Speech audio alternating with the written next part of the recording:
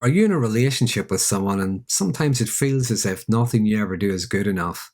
Maybe you complete a task only for your partner to do it over again, but this time properly. Do you ever feel like maybe you're being micromanaged or as if you're undergoing some kind of performance review? Well, what if those high standards weren't just an irritating quirk? What if that constant criticism wasn't just narcissism? Today's topic comes from a question that asks if I would outline the common traits and behaviours of a partner who has obsessive-compulsive personality disorder, or OCPD. Now, this is part of the Cluster C group of personality disorders, and it's characterised by a pervasive pattern of being preoccupied with orderliness and perfection. There's inflexibility and an excessive focus on rules, schedules, and procedures. So looking at how this can show up in a relationship, sign number one would be rigid thinking and a rigid approach to things. And here we would see someone who is highly resistant to change. Their way is the right way, in fact it's the only way, and they might struggle with even minor changes to plans or methods. So this can lead to a reluctance to let their partner do anything, for fear of it not being done properly.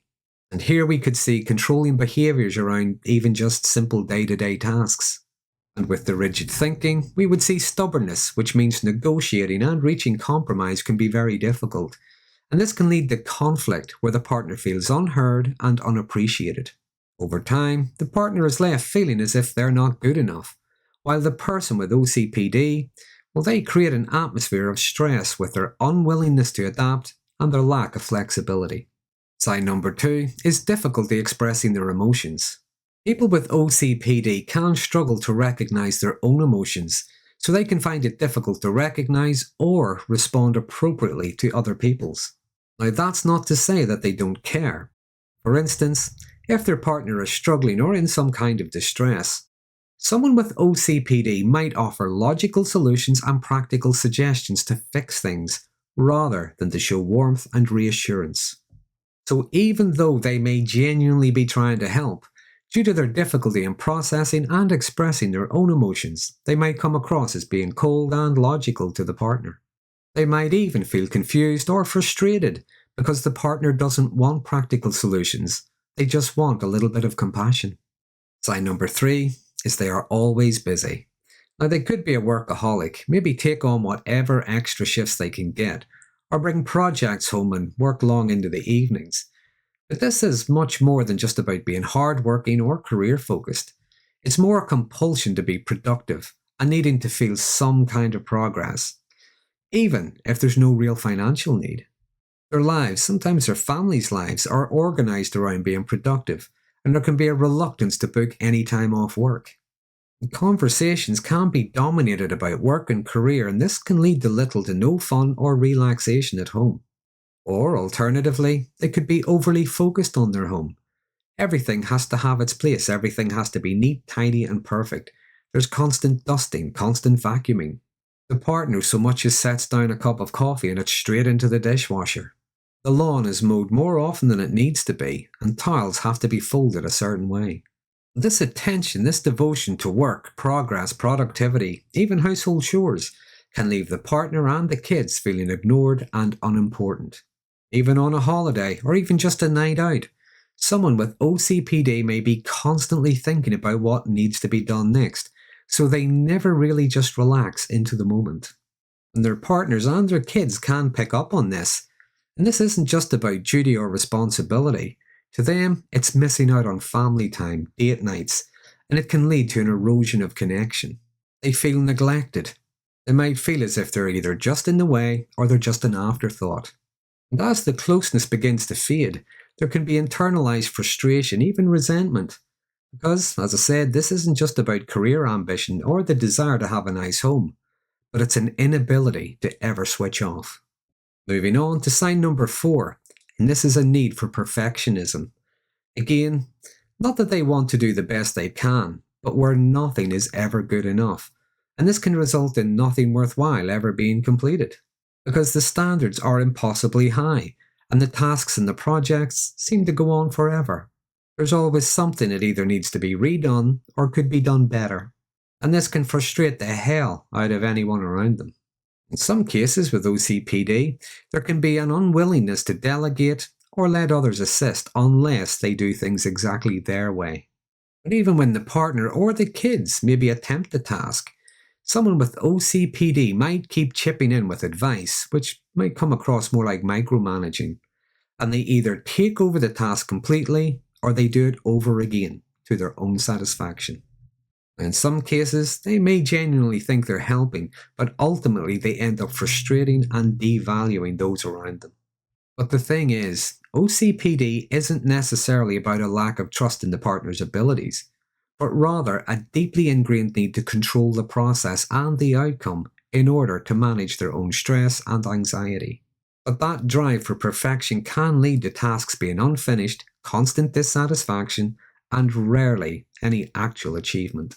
And this can stifle teamwork in the relationship, leaving the partner feeling inadequate and untrusted. Sign number 5. This is being inflexible around ethics and morality. People with OCPD can have an all or nothing view around what they consider to be right and wrong. There's no shades of grey, context, or even different viewpoints. So they can be highly critical and judgmental of other people who don't live up to their strict code of conduct or ethics. There can be an unwillingness or an inability to see things from a different perspective. And in their personal relationships, they might not approve of the partner's relaxed attitude around tasks, sometimes prioritizing time off work, doing things for fun rather than always focusing on procedure and productivity. And they can struggle when the partner makes mistakes, or maybe doesn't see the same importance or urgency in something. And this can manifest as anger, frustration, sometimes a lack of compassion towards the partner, which leads to further conflict. Lastly, sign number 6. Someone with OCPD can live quite a frugal lifestyle, which isn't necessarily a bad thing. But this isn't just about budgeting or not being wasteful. In some cases, it can be to the point where they obsess over every penny spent. They might avoid spending money on things which are actually needed. They see how long they can manage without. Even simple pleasures like buying an occasional cup of coffee can be resisted. But this isn't just about being mean or not wanting to part with money, nor is it necessarily driven by financial problems. It is more anxiety driven.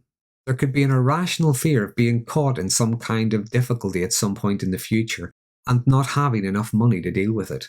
And this fear can also spread into hoarding-like behaviours, where they refuse to get rid of things in case they may have some use or value at some point in the future. And in some extreme cases, this can lead to cramped and cluttered living spaces. So living with a partner with obsessive-compulsive personality disorder can be very challenging. Their need for control, structure, and procedures can be overwhelming for their partners and their families. And it can sometimes be confused with obsessive-compulsive disorder, which, although someone can have both, they are different.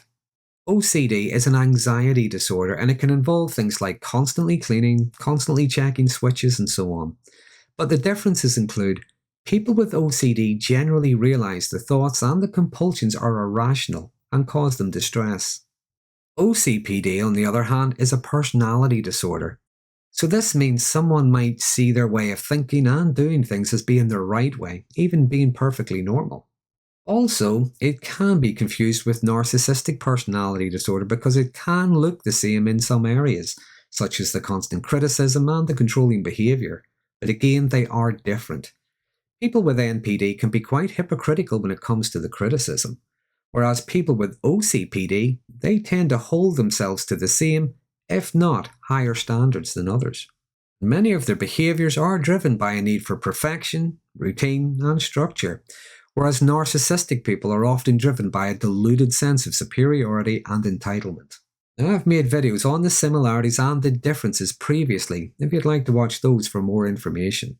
But, like with all personality types, OCPD exists on a spectrum, and not everyone who is house proud or career focused has a personality disorder.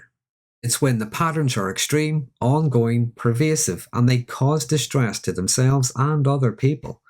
Maybe then it's best to consult a mental health professional. So there are 6 common signs of a partner with OCPD.